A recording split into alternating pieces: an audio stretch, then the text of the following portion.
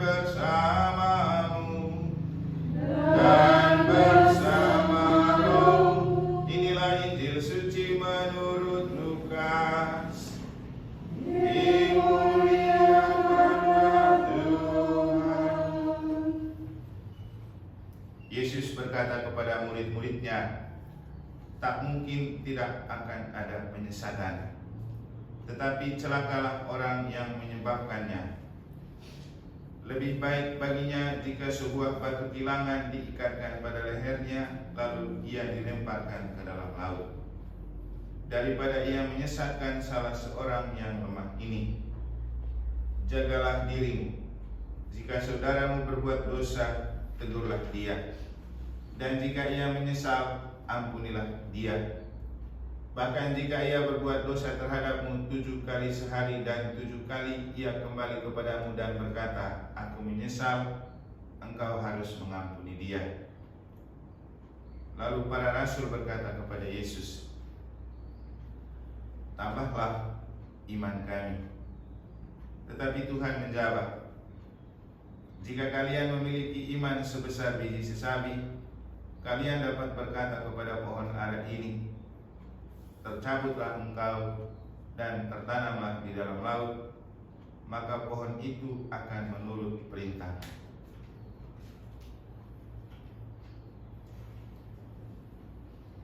Demikianlah sabda Tuhan. Terpujilah Kristus. Tuhan, tambahkanlah iman kami. Para suster, Bapak Ibu, Bapak enggak, saudari-saudari yang saya kasih dalam Tuhan, hal yang perlu kita gali adalah mengapa ketika Yesus sudah berbicara tentang bagaimana menjadi seorang murid atau rasul yang baik, mereka langsung meminta, Tuhan, tambahlah iman kami. Saya pikir ini sebuah respon yang bagus, yang juga baik untuk kita maknai, karena kita kan orang-orang yang sering ikut retret, sering buat koleksi, sering juga ada buat pertemuan bulanan. Untuk apa bahan-bahan itu diberikan kepada kita?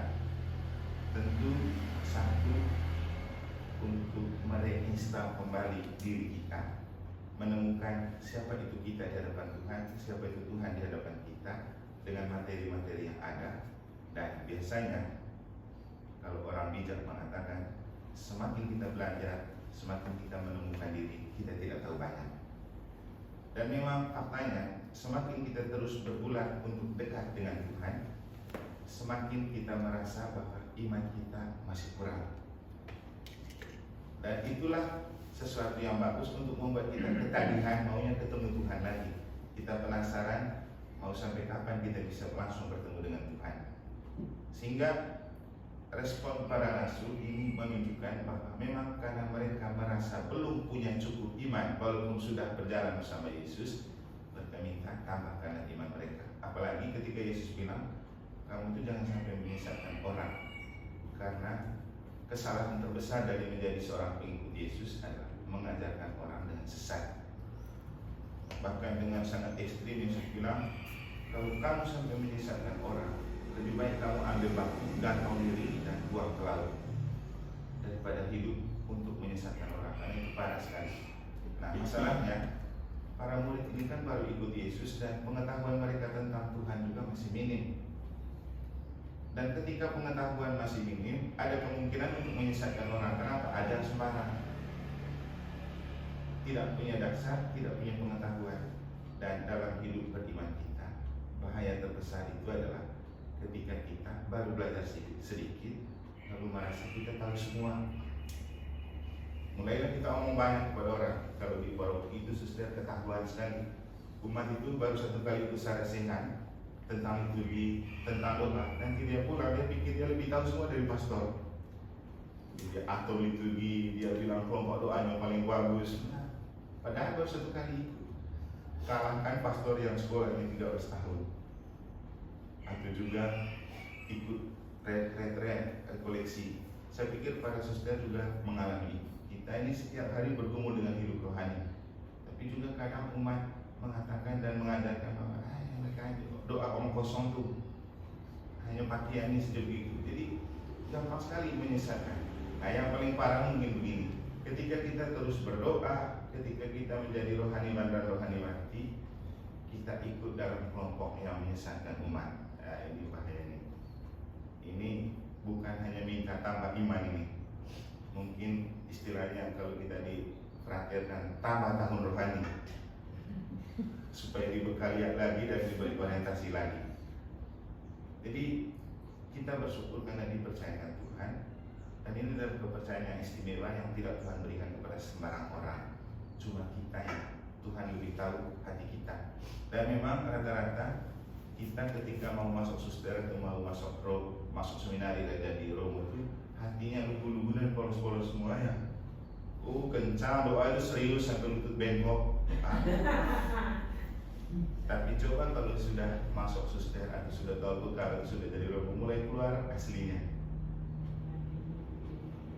Jadi ada yang gaya hidupnya ikut suka-sukanya sendiri, ada yang mau dipengaruhi oleh kelompok-kelompok tertentu untuk tersesat, ada saja. Sehingga memang berat. Tapi saya rasa yang paling penting itu kita mohon iman yang kuat, karena iman itu modal yang paling utama dan pertama. Karena ketika melihat segala sesuatu dengan kekuatan iman, disitulah kita dimudahkan. Beberapa kali kan Santo Paulus juga mengajarkan kepada kita banyak hal, dan hari ini dia menulis surat kepada Titus itu dengan penuh keterbukaan, mengatakan apa adanya. Dan dalam hidup membiara atau hidup panggilan, kita kan juga ada istilahnya Emmaus. Jadi bertemu berdua, berjalan berdua untuk berbagi-bagi cerita. Dan mungkin itulah yang kita bisa maknai dari apa yang dilakukan oleh Santo Paulus dalam suratnya kepada Titus. Dan ini surat yang betul-betul terbuka, yang berbicara dari hati ke hati antara dua orang pribadi. Dan saya rasa Paulus menulis surat ini karena iman, untuk membantu Titus lebih beriman. Dan kalau Titus tidak menanggapi dengan iman, pasti mereka bertengkar. Saya bayangkan begitu, karena keras juga dia punya tulisan. Seandainya Titus ini kita kayak orang timur, dia minum-minum, kan ditulis lagi di situ, jangan minum-minum.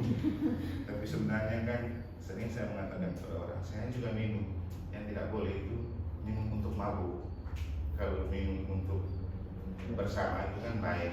Di Eropa kan minum baik. Ketika orang ada juga bilang minum itu cukup 2 gelas. Gelas pertama itu apa? Untuk naikkan darah.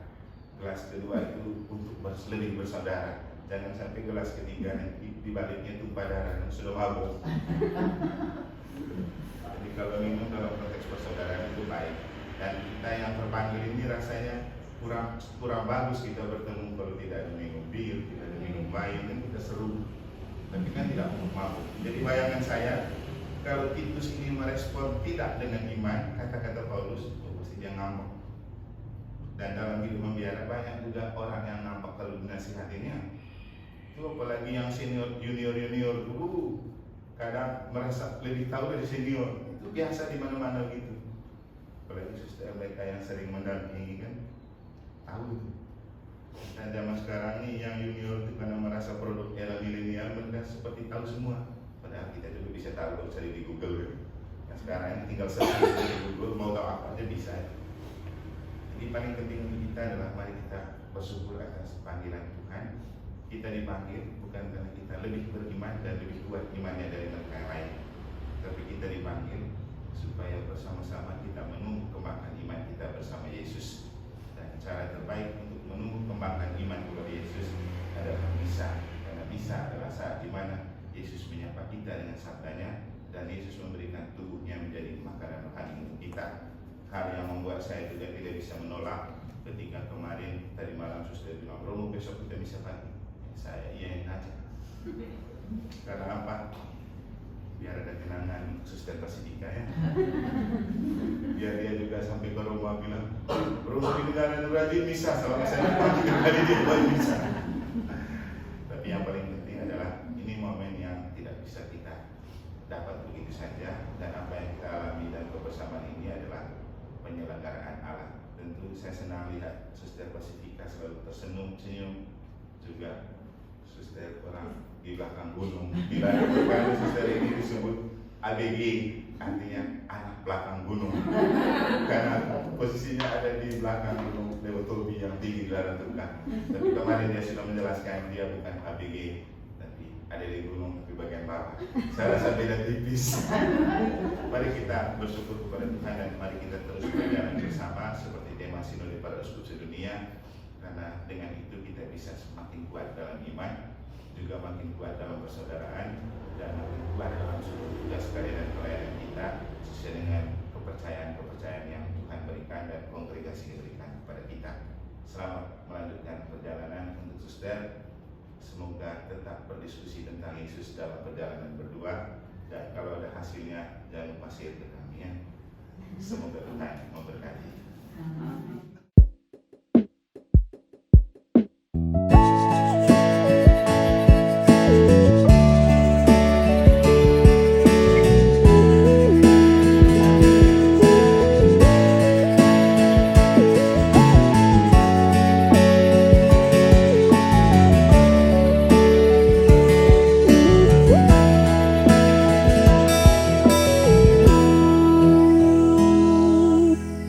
Berjalan mencarimu Tuhan, dalam penang dan tiada henti. Ku ingin mendapat kasih-Mu Tuhan, ku cari dan ku cari.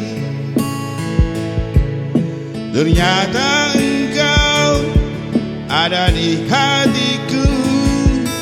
Begitu sejuk nyaman rasanya, manakala ku duduk sejenak dalam doa.